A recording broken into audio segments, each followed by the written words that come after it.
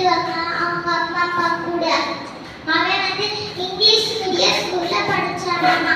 அவன் வெள்ளன 7 மணிக்கு எழுந்திரிச்சானா. ஸ்கூல் முடிச்சுட்டு வந்து dance class, karate class, computer class, abacus class முடிச்சுட்டு 9 மணிக்கு தான் வருவானாமா. வந்தனே சாப்பிட்டு தூங்கிடுவானாமா. அவனுக்கு வந்து முழு பிரச்சனை இருந்துச்சாமா. அப்ப வந்து அவங்க பாட்டி அவங்க ஊருக்கு கூப்பிட்டுருந்தாங்களா. பாட்டியோட ஊர் எதுனா மதுரைக்கு பக்கத்துல திருவேடம்னு இருக்கு ஊர்ல அவங்க பாட்டி இருந்தாங்களா. அவங்க அம்மா அப்பாவும் அடிச்சுட தயாராயிட்டாங்களாமா. அவங்க பாட்டி கூட்டிட்டு போனாங்களா.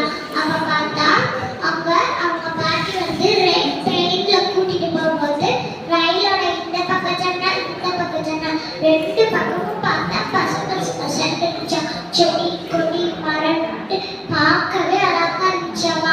அப்புறமா பாட்டி வந்து அவனுக்காகவே மாட்டு வண்டி அரேஞ்ச் பண்ணிருந்தாங்களா.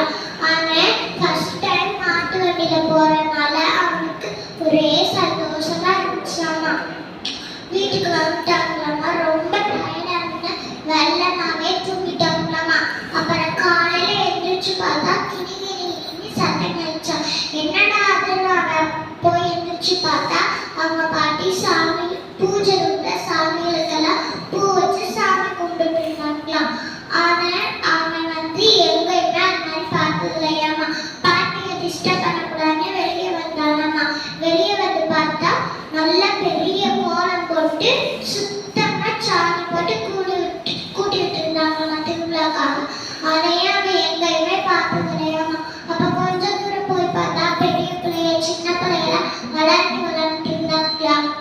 அவன் யோசிச்சான், என்னடா பெரிய பசங்க சின்ன பசங்களா போய் ரோட்ல விளையாடுறாங்க, நம்ம எல்லாம் வீடியோ கேம் தானே விளையாடுவோம் அப்படின்னு திருன்னு முடிச்சுட்டே இருந்தாங்களாமா. அப்புறமா பாட்டி கூப்பிட்டாங்க.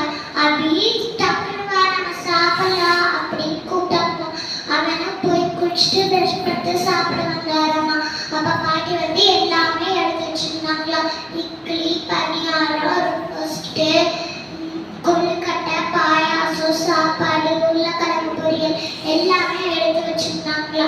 அதெல்லாம் அவன் சாப்பிட்டு பார்த்து அவ்வளோ சூப்பரா இருக்குன்னு சொல்லிட்டாங்க. அப்படியே சொல்லிட்டாங்கம்மா. அப்புறமா தாத்தாவும் பாட்டியும் அவனுக்கு கோயில் கிளம்புனாங்களா. தேர் திருவிழானால சாமியை தேர்ல உட்கார வச்சு 4 வீதியிலே கொண்டு போனாங்களாமா.